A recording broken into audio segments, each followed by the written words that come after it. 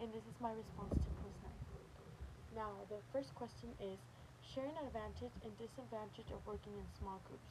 What practical advice would you offer to people having challenges working within a group?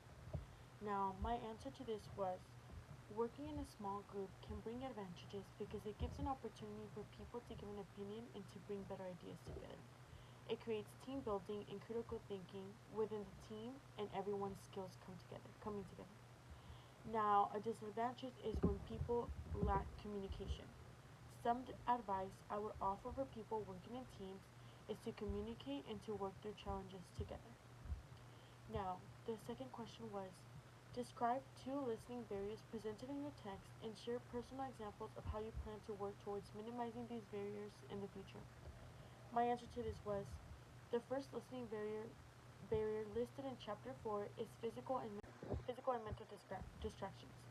This happens when someone is either feeling ill, this is where the physical part takes place, and when someone has their mind on something else is which the mental part takes place. Now, personally, this is something I struggle with.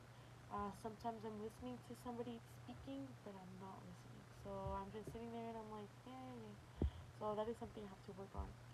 Now, for the second, the barrier is lack of appropriate focus, which basically connects to the mental distraction, because the person is lacking focus and is thinking about other things.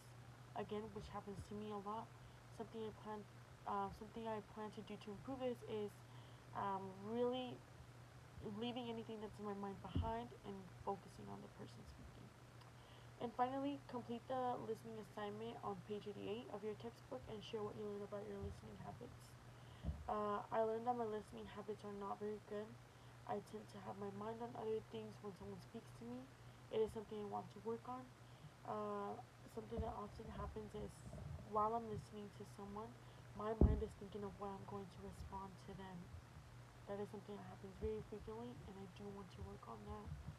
And yes, those were my responses for today, and I hope you all have a great night.